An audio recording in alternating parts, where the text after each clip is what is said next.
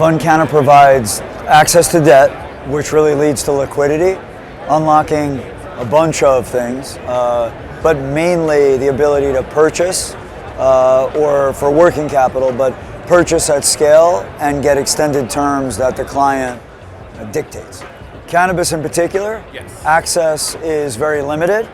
We're trying to change that. We're working to change that. The cannabis industry is serviced by about 800 banks. The vast majority of those banks, they do an amazing job of deposit and treasury service. They also will sometimes lend on real estate.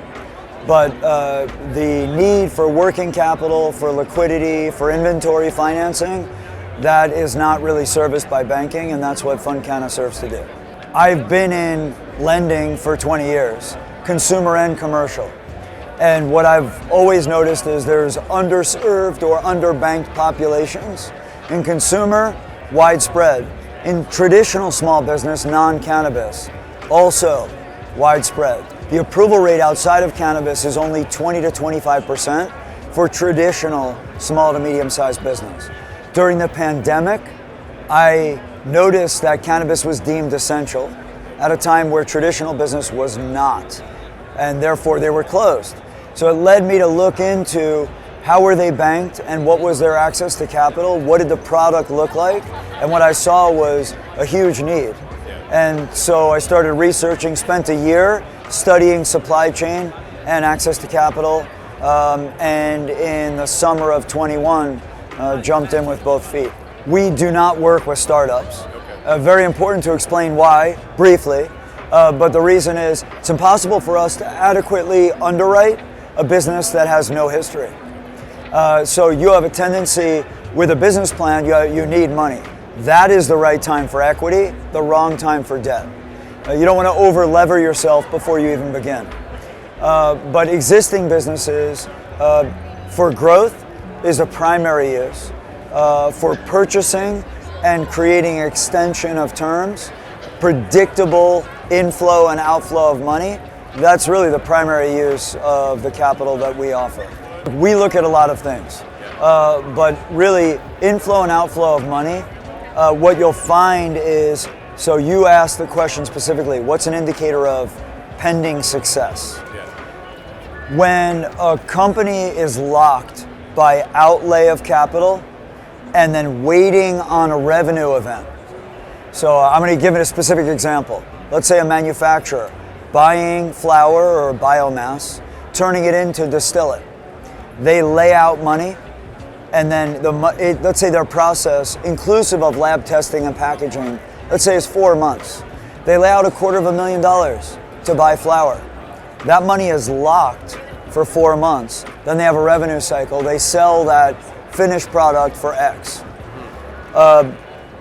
When we see a pattern of that, cash outlay, downtime, now that may overlap. It may be cash outlay today, cash outlay 1 month from now, cash outlay 2 weeks later.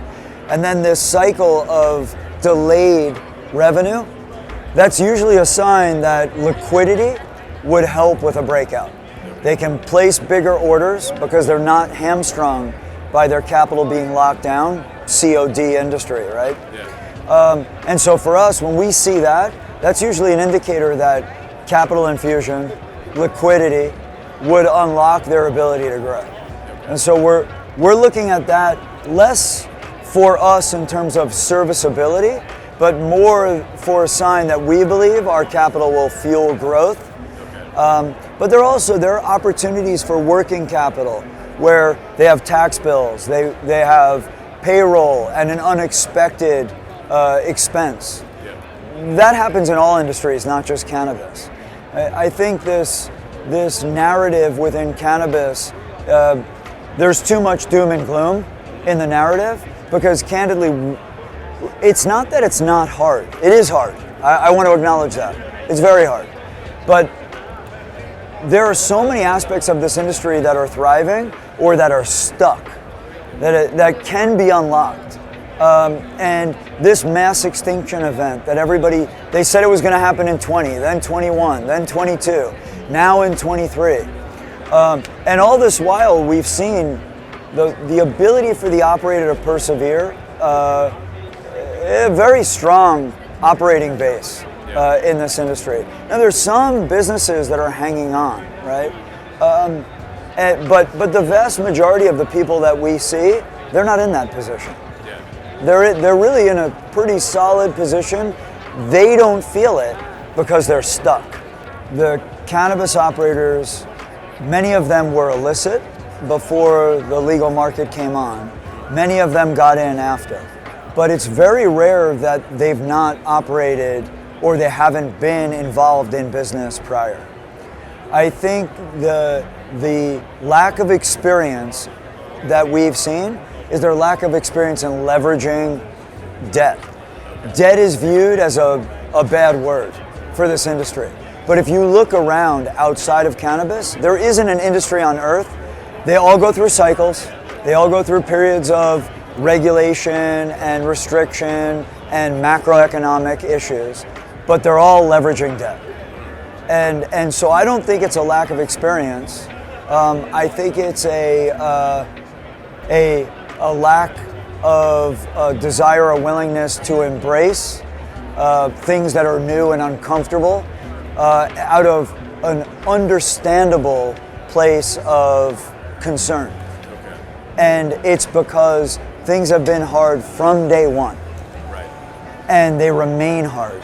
And so once you find a pattern that is workable, it's uncomfortable to break out. But there is no such thing as growth without discomfort.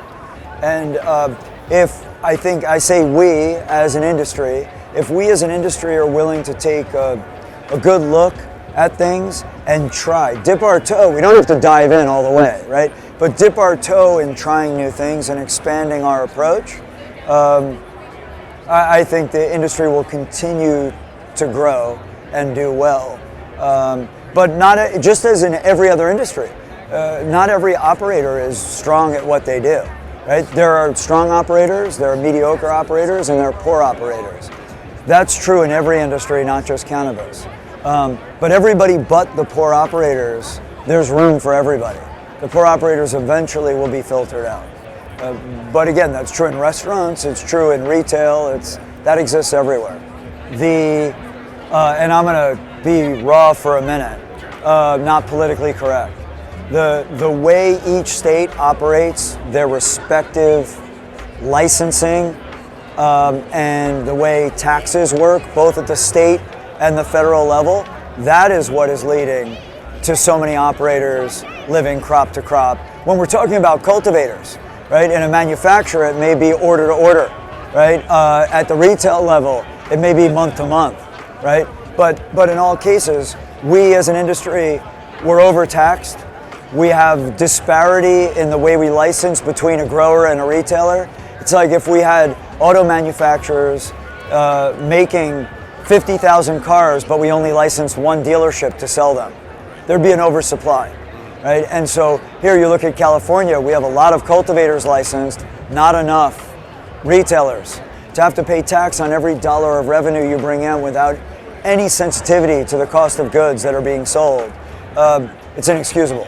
So I think that if we, from my perspective, if we can normalize the regulatory, the legislative, the tax structure, the way we license, if there's logic and business acumen applied to that area, the operators themselves are actually incredibly competent at what they do. The environment in which they're forced to operate is restraining them. And so that would be my answer as to why it feels so tight. The industry is being poorly regulated and managed at the federal and state level. It's not so much that the operators themselves are not running their businesses well. I'm consistently impressed with the operators and consistently frustrated with the environment in which they have to operate. In the beginning, because we tried to avoid unlimited license states. What we found though, as we began testing those states, if you work with the right parties, it's not the limited or unlimited license, it is the operator. And so no is the answer. We'll operate in all states, 38 to 40 states, depending on how you look at this. We've currently funded clients in 32 of the states that are legal. and we'll continue to do that. There is no obligation to have a conversation with us, and we are certainly not judging anybody about anything. And so if people have questions, I always encourage them, please call. We have salespeople in the office 5 days a week. Go online, look, but don't be afraid to ask. Oftentimes, we don't want to talk about our finances, right? We're all guarded. It's understandable. And no one wants to come across as being vulnerable. That's not really how we view this. So I would just encourage people to please investigate us, look us up, see what people say about us, but also give a call, ask questions. There's no obligation. We don't charge for conversations. And so I would encourage people to call and see what we do for themselves and how it might apply to them, and not worry about any kind of obligation. Like, the idea is let's forge some relationships, get to know one another. If it makes sense, great, and if it doesn't, that's okay too. So the only thing I want people to know is give us a try by just having conversations with us. Well, thanks for taking the time, man. Thank you.